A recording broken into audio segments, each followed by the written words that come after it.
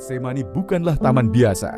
Itu bukan tempat hiburan, bukan tempat pelarian, tetapi medan pertempuran terhebat yang pernah dialami oleh Yesus. Bukan pertempuran dengan iblis, melainkan pertempuran dengan kehendaknya sendiri. Disinilah sisi paling manusiawi dari Yesus dipertontonkan secara nyata. Sepanjang pelayanannya, kita melihat kemuliaannya, menyembuhkan orang sakit, membangkitkan orang mati, berjalan di atas air, memberi makan ribuan orang. Namun, di taman ini, yang kita lihat adalah sosok manusiawinya yang lemah, tersungkur bergumul, dan menangis. Yesus berkata, "Jiwaku sangat sedih, seperti mau mati rasanya." Matius pasal 26 ayat 38. Ia tidak sedang bermain peran, ia tidak sedang berpura-pura, ia benar-benar gemetar, karena ia tahu apa yang menantinya, pengkhianatan, penyiksaan, penyaliban, dan yang lebih berat dari semuanya, murka Bapa atas dosa seluruh dunia akan ditimpakan kepadanya.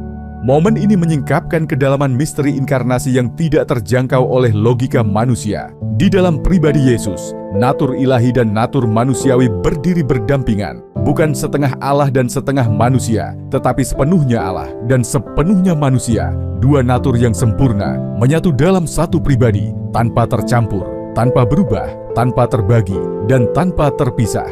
Untuk pertama kalinya, kita melihat apa artinya itu secara nyata. Sebagai manusia sejati, Yesus gemetar. Ia merasakan ketakutan yang hebat. Ia menjerit dalam doa. Ia mengucurkan keringat yang menetes seperti darah.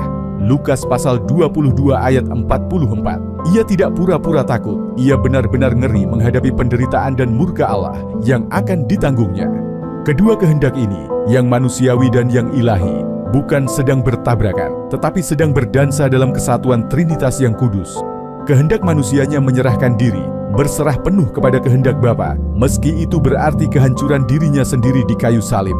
Dan inilah yang membuat kalimatnya begitu dahsyat. Ia tidak mengakhiri doanya dengan keputusasaan, tetapi dengan penyerahan total yang mengguncang langit dan bumi.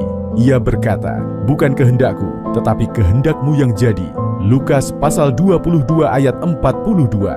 Getsemani adalah garis batas antara kehendak diri dan kehendak Bapa. Yesus berdiri di ambang ketakutan, tetapi ia tidak lari, ia tidak mencari jalan keluar. Ia memilih salib, ia memilih taat, meskipun itu berarti kematian. Dan inilah pergumulan yang seringkali tidak dimengerti oleh orang percaya. Banyak orang ingin ikut Yesus ke kebangkitannya, tapi tidak mau ikut ke Getsemani. Banyak yang siap memuliakan Tuhan, tapi tidak siap berkata, "Bukan kehendakku, tetapi kehendakmu yang jadi." Getsemani adalah tempat bagi ketaatan. Air mata, keringat, dan darah menjadi saksi bahwa ketaatan sejati bukanlah tanpa pergumulan, tetapi memilih tetap taat di tengah pergumulan yang kita hadapi.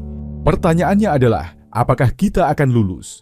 Taat itu tidak selalu menyenangkan. Kadang taat berarti kita harus berkata tidak pada sesuatu yang kita inginkan. Tapi justru disitulah letak kemenangan sejati. Karena ketaatan di Getsemanilah yang membuka jalan kemenangan di Golgota. Ketik amin di komentar jika kamu menerima pesan ini. Dan jangan lupa like, subscribe, dan bagikan konten inspirasi rohani ini untuk memperkuat imanmu dan saudaramu semua. Tuhan Yesus memberkati kita semuanya.